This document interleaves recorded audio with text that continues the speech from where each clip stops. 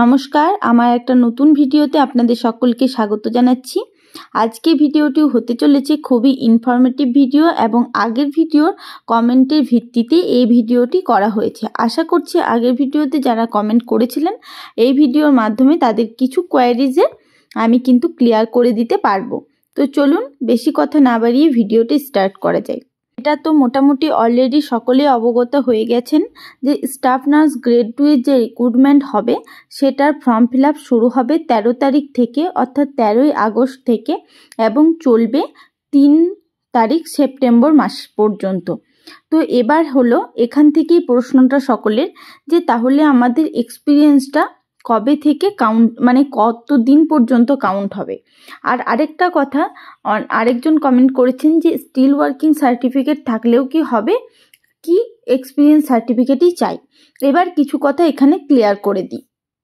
বেশিরভাগ ক্ষেত্রে experience certificate কিন্তু তখনই দেওয়া হয় যখন ধরুন আপনি ওই হসপিটালটা ছেড়ে দিয়েছেন, কাজ আপনি আর করেন না, তখন কিন্তু আপনি এক্সপিরিয়েন্স সার্টিফিকেট নিতে পারবেন।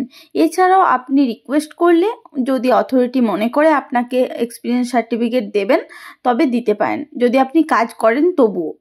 এছাড়া কিন্তু কাজ করার সাথে সাথে যে সার্টিফিকেটটা হয় সেই সার্টিফিকেটটাকে বলা হয় স্টিল ওয়ার্কিং সার্টিফিকেট।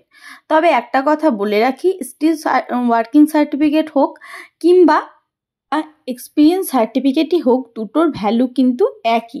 অর্থাৎ এক্সপিরিয়েন্স সার্টিফিকেট নিন কিংবা স্টিল ওয়ার্কিং সার্টিফিকেট নিন, দুটোই কিন্তু একই। তবে এখানে একটা কথা বলে রাখি, এই ডেটটা কবে পর্যন্ত ধরা হবে, অর্থাৎ এক্সপিরিয়েন্সটা আপনার কতদিন পর্যন্ত ধরা হবে।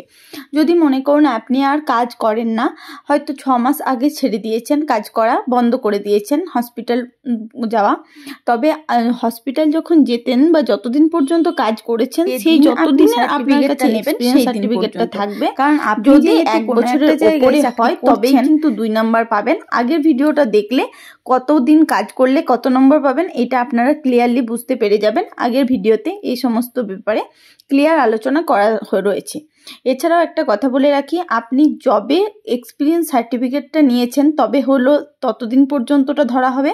আর আরেকটা কথা বলে রাখি, স্টিল ওয়ার্কিং সার্টিফিকেটের ক্ষেত্রে আপনি যবে স্টিল ওয়ার্কিং সার্টিফিকেটটা নিচ্ছেন ততদিন পর্যন্ত কিন্তু আপনার মানে এক্সপিরিয়েন্সটা ধরা হবে।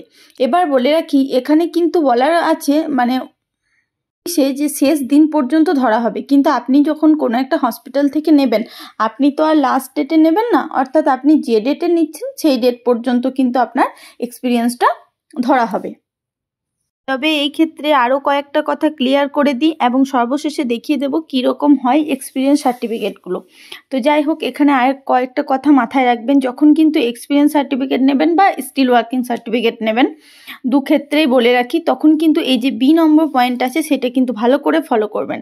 The experience certificate must be issued by the head of the institution or hospital where the candidate has worked in proper letterhead along with the requested seal, stamp or office or institution bearing memo number and date of the issue such as of the certificates।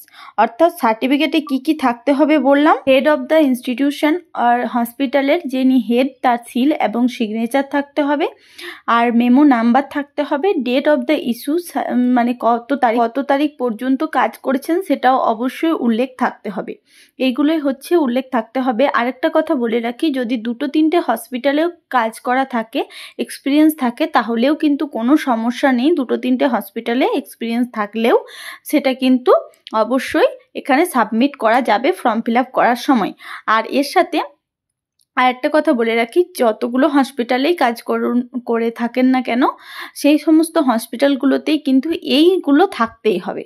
আশা করছি আপনাদের কাছে এই ব্যাপারটাও clear হয়ে গেছে। এবার চলুন একটা সার্টিফিকেট আপনাদেরকে দেখিয়ে দিই যে কীরকম হয় বা কীরকমভাবে আপনারা নেবেন।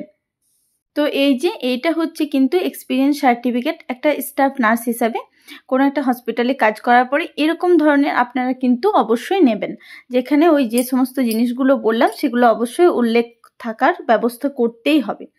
তো যাই হোক, আশা করছি আপনাদেরকে পুরো ব্যাপারটা ক্লিয়ার করতে পারলাম, আর এখান থেকেও আপনাদেরকে দেখিয়ে বোঝাতে পারলাম যে কীরকম ধরনের হয় সার্টিফিকেটটা। এর পরবর্তীতে আপনারা কোন টপিকের ওপরে ভিডিও চাইছেন সেটা অবশ্যই আমাকে জানাতে পারেন। আশা করছি আপনাদের সেই টপিকগুলোর ওপরেও আমি ভিডিও দেওয়ার চেষ্টা করব। তো সকলে ভালো থাকবেন, সুস্থ থাকবেন, সাবধানে থাকবেন।